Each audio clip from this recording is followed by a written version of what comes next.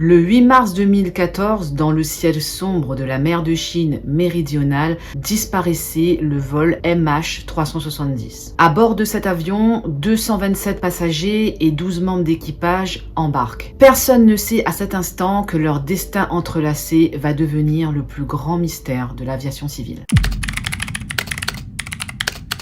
Ce soir-là, le commandant de bord Zahari Ahmad Shah, âgé de 53 ans, et son copilote Farik Abdulhamid, âgé de 27 ans, passent les portiques de sécurité. Ni le pilote, ni le copilote ne semblent inquiets ou préoccupés. Ils sont habitués à transporter les passagers d'un pays à un autre. Pendant ce temps, les passagers du vol MH370 arrivent également à l'aéroport. Parmi eux se trouvent des personnes françaises, américaines, indonésiennes, australiennes, mais aussi malaisiennes.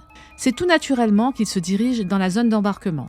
Chacun de ces passagers quitte Kuala Lumpur pour rejoindre Pékin, que ce soit pour passer d'agréables vacances, découvrir un nouveau pays, retrouver des proches après une longue séparation ou simplement poursuivre leur vie. Chacun portait avec lui une histoire unique, des chapitres de vie tissés par le hasard. Les deux pilotes sont aux commandes. Zahari, un pilote expérimenté avec 18 000 heures de vol à son actif, accompagnait Farik lors de sa dernière mission en tant que copilote. Zahari travaillait pour la Malaysia Airlines depuis plus de 20 ans et était considéré comme un très bon pilote, effectuant régulièrement ce trajet. Pour Farik, c'était le moment de recueillir les derniers conseils d'un pilote chevronné avant de débuter sa carrière professionnelle et de prendre les commandes en solo. Personne n'aurait pu imaginer que leur destin allait se croiser, donnant lieu à une terrible tragédie. Cependant, pour comprendre la profondeur de cette tragédie, nous allons revenir en arrière.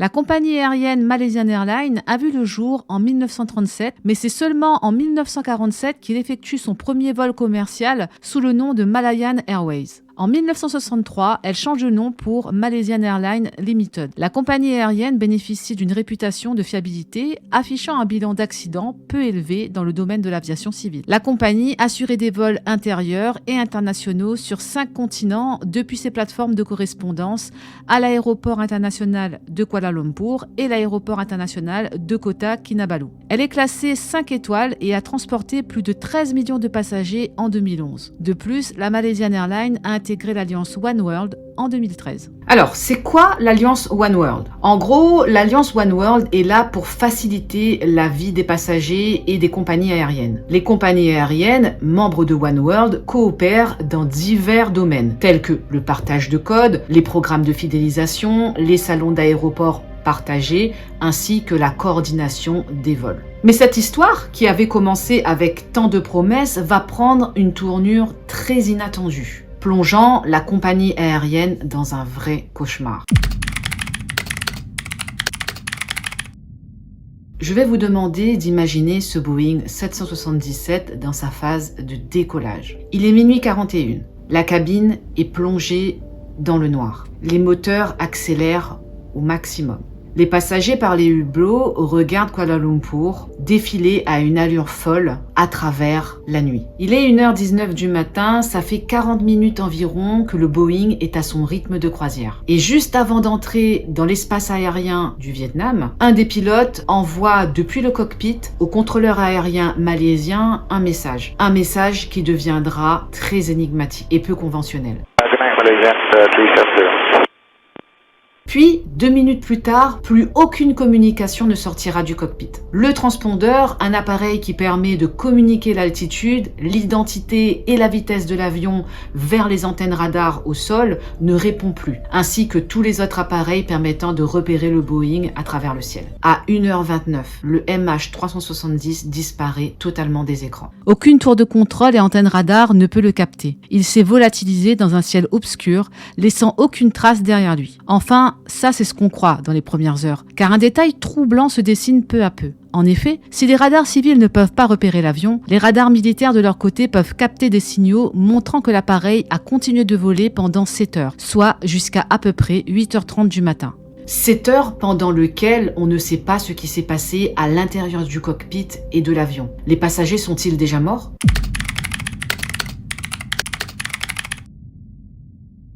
Les familles des différents passagers entrent dans le hall d'arrivée de l'aéroport avec excitation et joie. Ils scrutent les écrans des arrivées et départs. Puis soudain est annoncé sur l'écran un retard du vol MH370. Puis 1 heure passe. L'inquiétude se fait sentir dans l'aéroport. 2 heures passent, 3 heures passent, les visages commencent à se crisper. L'inquiétude s'installe de plus en plus. Les familles commencent à envoyer des SMS à leurs proches. Aucune réponse. Puis certains d'entre eux décident de contacter la Malaysia Airlines afin d'avoir plus de réponses. Mais plus ils réclament des réponses et plus la communication commence à se verrouiller, puis à être délivrée au compte-gouttes. Les communications de la Malaysia Airlines se contredisent totalement, avec une incapacité à identifier où se trouve l'avion exactement, ou même approximativement. La Malaysia Airlines confirme que le vol MH370 a perdu tout contact avec le contrôle aérien de Supa à 2h40 du matin. Cependant, après plusieurs jours de cacophonie médiatique, 2 théories commencent à se faire entendre. La première théorie serait que le Boeing aurait poursuivi sa trajectoire vers le nord pour arriver au bout des 7 heures de vol aux alentours de l'Afghanistan. Cette théorie paraît vraiment peu probable, car la Chine ou l'Inde auraient quand même aperçu le vol MH370 au-dessus de leur territoire. La deuxième théorie, c'est que l'avion aurait fait demi-tour pour revenir un peu au-dessus de la Malaisie, puis il se pourrait qu'il se soit dirigé vers le sud, pour ensuite s'abîmer au-dessus de l'eau à l'ouest de l'Australie, dans l'océan Indien. Mais l'océan Indien, c'est quand même très vaste, et de très longues épreuves attendent les secouristes et les experts de l'aviation pour tenter de retrouver le MH370. D'ailleurs, vous vous rappelez du radar militaire qui avait capté l'avion? Eh bien, ce radar a établi une sorte de communication avec le MH370.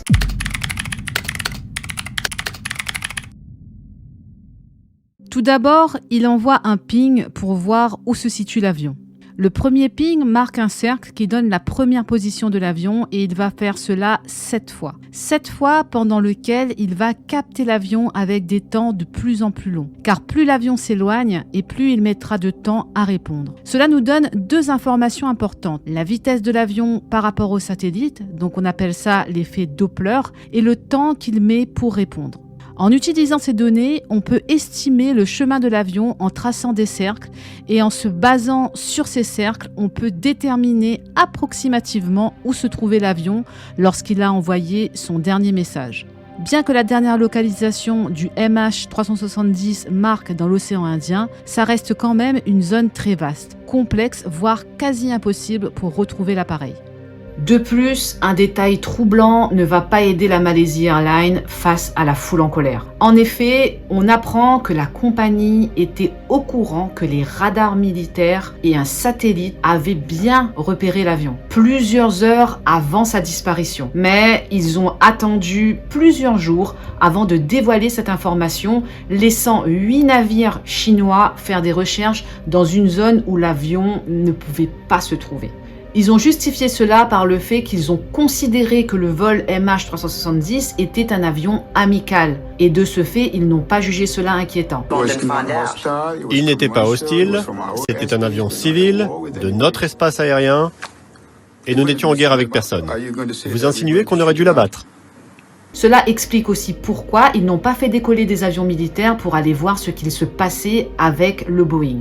Surtout que l'avion se trouvait dans une zone inhabituelle par rapport à sa trajectoire initiale. La communication désastreuse de la compagnie a atteint son point culminant le 24 mars 2014, lorsque le vol MH370 a été officiellement déclaré abîmé dans l'océan Indien. À ce moment-là, l'avion aurait épuisé son carburant et tout espoir de retrouver les survivants avait disparu. 16 jours se sont écoulés depuis la disparition de l'avion, entraînant un effondrement émotionnel parmi les familles et les proches. Il faudra attendre 2 mois avant qu'ils communiquent les données satellites aux familles des victimes. Ces données enregistrées par l'opérateur britannique Inmarsat confirment que l'avion a continué à voler sur des milliers de kilomètres en direction du sud. Mais tout n'est pas perdu, les recherches vont aussi pointer vers la boîte noire de l'appareil. Et là, vous allez me demander, c'est quoi une boîte noire ? La boîte noire en aviation est en réalité composée de 2 dispositifs distincts. Le Cockpit Voice Recorder et le Flight Data Recorder, qui jouent des rôles cruciaux dans la compréhension des circonstances entourant un accident ou un incident aérien. Alors, le Cockpit Voice Recorder, il fonctionne de manière à enregistrer les conversations et les sons dans le cockpit d'un avion. Il capture en fait les échanges verbaux entre les membres de l'équipage, les communications radio avec le le contrôle aérien, les alarmes sonores et tout autre son pertinent dans le cockpit. Généralement, le Cockpit Voice Recorder enregistre les 2 dernières heures des conversations qui ont eu lieu dans le cockpit. Du côté du Flight Data Recorder, lui, il va enregistrer toutes les données de vol, essentielles pour analyser le comportement de l'aéronef. Il enregistre les paramètres tels que la vitesse, l'altitude, les commandes de vol, les paramètres des moteurs et d'autres données techniques qui sont cruciales. La durée d'enregistrement du Flight Data Recorder est de 25 heures. Donc je peux vous dire que lorsqu'ils récupèrent la boîte noire, ils ont beaucoup de travail de tri à faire parmi toutes les données qui sont présentes à l'intérieur du boîtier. Il faut savoir que les boîtes noires sont construites pour résister aux chocs violents, aux températures très élevées, donc ça peut aller jusqu'à 2000 degrés pendant à peu près 1 heure, et à une immersion plongée dans l'eau de 6000 mètres de profondeur. Elles sont équipées aussi de balises acoustiques, et ces balises acoustiques vont leur permettre d'envoyer des bips pendant ces 30 à 90 jours afin d'être repérées par une équipe de sauvetage. Bien que souvent appelée boîte noire, en fait la boîte noire est de couleur orange vif ou rouge vif, et ils ont choisi cette couleur-là pour que l'appareil soit repérable à 6000 mètres de profondeur ou même caché dans une forêt, etc. Mais comment retrouver le boîtier qui émet un signal de détresse uniquement entre 30 ou 90 jours si la zone est vaste et s'il est déjà dans les profondeurs de l'océan Indien ? Pour ce faire, 25 pays viennent aider la Malaisie et se concentrent sur une zone située à 2500 km des côtes australiennes à la jonction entre l'océan Indien et austral. Cependant, cette zone est particulièrement inhospitalière et les secouristes ne peuvent pas faire plus de 2 heures de recherche par jour au péril de leur vie. Les jours passent et on ne trouve toujours rien. Des millions ont été dépensés pour retrouver l'épave du MH370. Soudain, le 29 juillet 2015, sur une petite île au cœur de l'océan Indien, nommée l'île de la Réunion, apparaît un aileron du MH370. Un morceau long de 2 mètres est découvert sur une plage de l'île. L'objet est envoyé pour être analysé et il s'avère qu'il s'agit bien de celui du Boeing disparu en 2014. Cette identification a été possible grâce au numéro d'identification de l'appareil.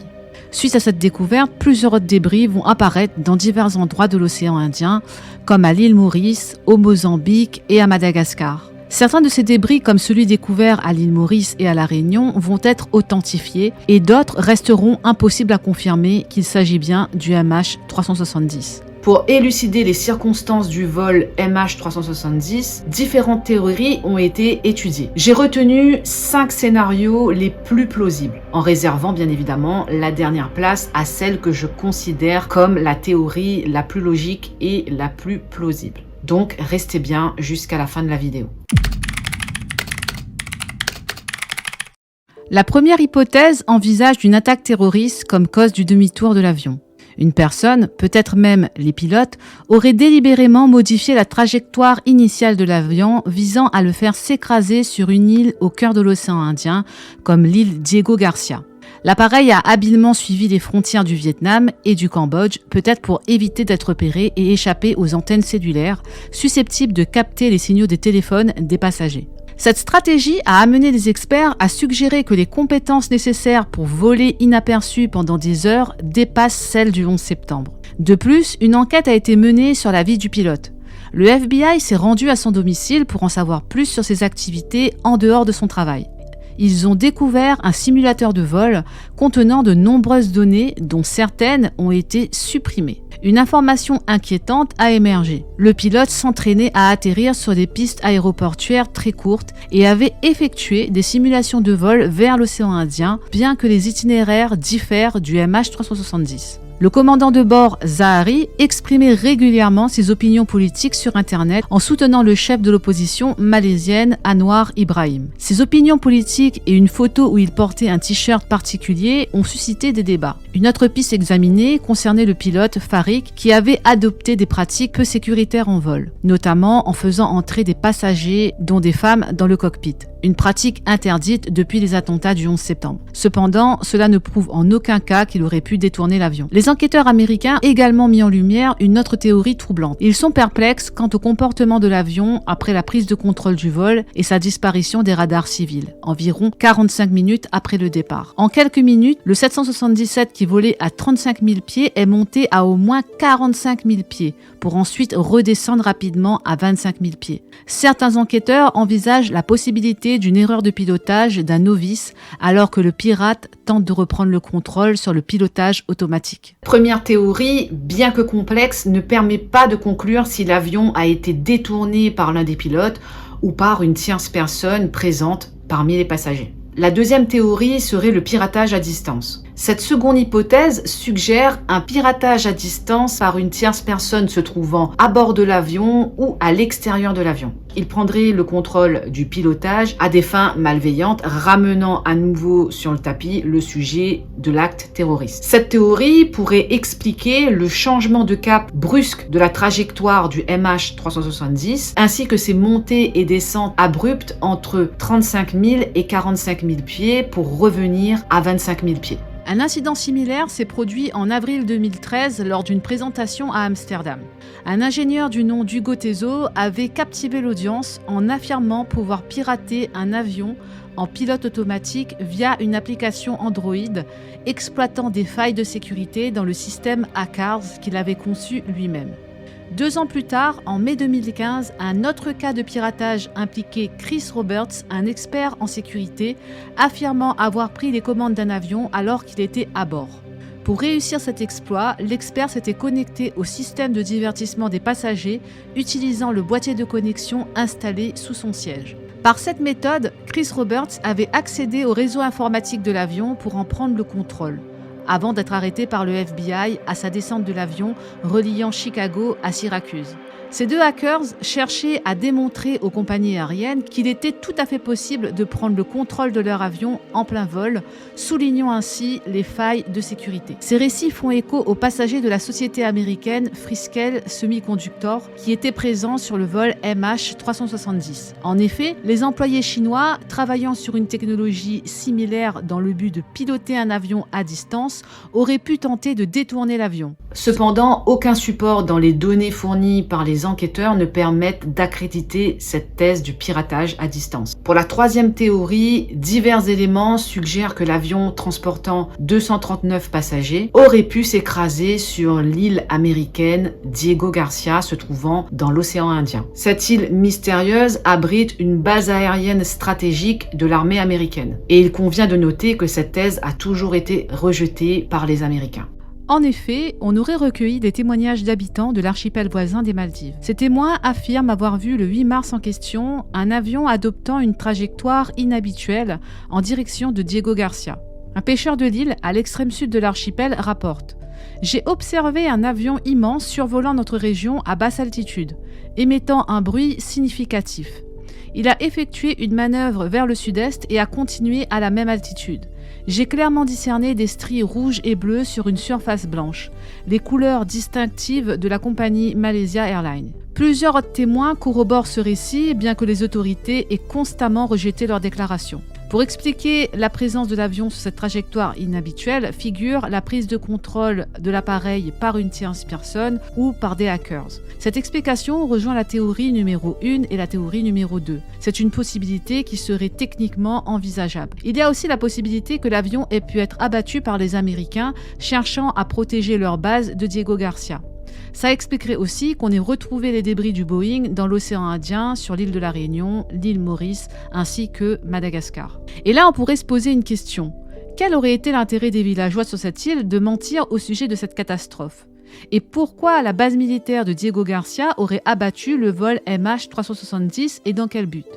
Toutes ces théories ne sont pour l'instant que des suppositions et aucune preuve n'est venue valider ces hypothèses. Donc nous voici à la 4e théorie et comme je vous l'avais dit, c'est la théorie que je trouve la plus plausible et la plus logique, malgré quelques détails non expliqués. Certains rapports indiquent que le Boeing 777 transportait 400 kg de batteries au lithium dans sa soute. Ces batteries, en cas d'incendie, peuvent émettre des gaz toxiques pouvant tuer tous les passagers se trouvant à son bord. Imaginez l'avion en croisière, subitement pris par les flammes. Le pilote, en proie à la panique pour éteindre le feu, fait monter l'avion de 35 000 à 45 000 pieds, sachant qu'à une telle altitude, il y a moins d'oxygène. Cependant, l'avion n'est pas conçu pour aller aussi haut. Les passagers font face à une hypoxie qui est un manque d'air et perdent rapidement connaissance. Le pilote, qui dispose d'un peu plus d'oxygène que les passagers dans son masque, tente de faire demi-tour pour atterrir à l'aéroport le plus proche. Malheureusement, il perd connaissance et l'avion continue sa trajectoire en vol automatique vers l'océan Indien. Après plusieurs heures, le carburant s'épuise et l'avion s'écrase au milieu de l'océan. C'est pourquoi des débris seraient retrouvés dans cette zone, près des îles avoisinantes. Bien que cette théorie puisse sembler farfelue au premier abord, on peut envisager qu'un incendie ait également pu éclater dans le cockpit. De plus, pour appuyer cette théorie, je vais vous raconter l'histoire du vol d'Helios Airways 522. Le 14 août 2005, le vol ZU 522 s'écrase en Attique, près d'Athènes.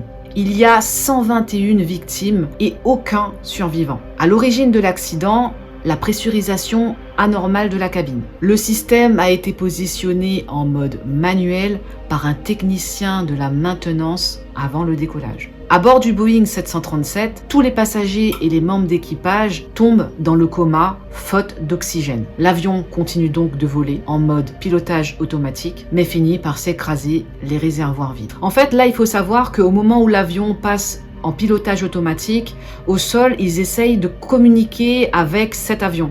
Donc, ils leur envoient pas mal de messages pour savoir mais qu'est-ce qui se passe, pourquoi vous réagissez pas, il y a une alarme qui sonne. Donc, comme ils craignent un risque d'attentat, ce qu'ils font, c'est qu'ils envoient 2 F-16 en reconnaissance pour aller voir ce que fait l'avion. Arrivés à proximité de l'avion, ils constatent en regardant à travers les hublots, donc ils ont quand même une petite visibilité, ils voient que les pilotes sont complètement dans le coma. Là, ils comprennent que tous les passagers et les membres d'équipage sont en état d'hypoxie. À un moment donné, il y a une personne qui va ouvrir la porte du cockpit. Donc, c'est un steward qui entre et eux, toujours à travers le hublot, ils vont voir cette personne-là et ils vont lui faire des signes pour lui faire comprendre est-ce qu'il est possible qu'il puisse reprendre les commandes, piloter l'avion pour le faire éventuellement atterrir. Et là, évidemment, c'est impossible. Le steward leur fait signe que non, ça va pas être possible de récupérer l'avion, de conduire l'avion dans un endroit sécuritaire. Et là, les F-16 continuent de suivre l'avion jusqu'à sa chute fatale pour s'écraser dans une zone inhabitée. Les rapports diront que les passagers étaient encore vivants pendant qu'ils étaient dans un état d'hypoxie, mais qu'ils auraient jamais pu se réveiller du coma dans lequel ils étaient plongés. Cette histoire poignante souligne les conséquences dévastatrices de défaillances techniques dans l'avion et met surtout en lumière l'importance cruciale des procédures de sécurité pour prévenir de telles tragédies à l'avenir.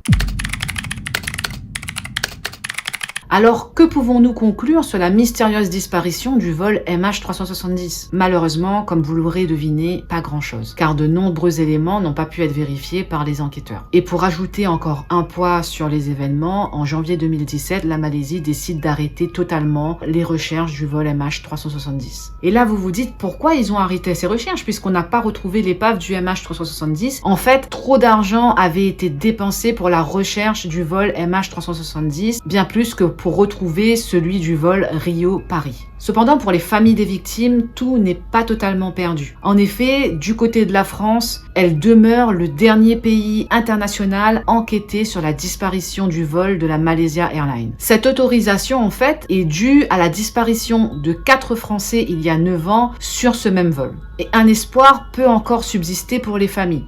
En effet, il y a un flaperon qui avait été découvert sur l'île de la Réunion. Grâce aux crustacés qui étaient accrochés sur ce flaperon, de savoir d'où provenait cette partie de l'aile de l'avion et pouvoir remonter comme ça la localisation peut-être de l'épave du MH370. Et je pense que vous vous demandez maintenant, qu'est-ce qui se passe en 2023 pour ce vol qui a disparu, pour les familles des victimes qui sont en totale souffrance et qui n'ont toujours aucune réponse. Eh bien, 10 ans après la disparition de l'avion de la Malaysia Airlines, s'est tenu le lundi 27 novembre 2023 le début de l'audience sur l'indemnisation des proches d'origine chinoise des victimes du vol MH370. Cette histoire complexe continue d'échapper à une conclusion nette et précise, laissant place à l'espoir que de nouveaux éléments pourront un jour éclaircir le mystère entourant la disparition du vol MH370. Ladies and gentlemen, before we take off, I'd like to take you through a few simple procedures to ensure your safety. Please give your full attention because the procedures may be different from aircraft to aircraft. Let's get straight into it.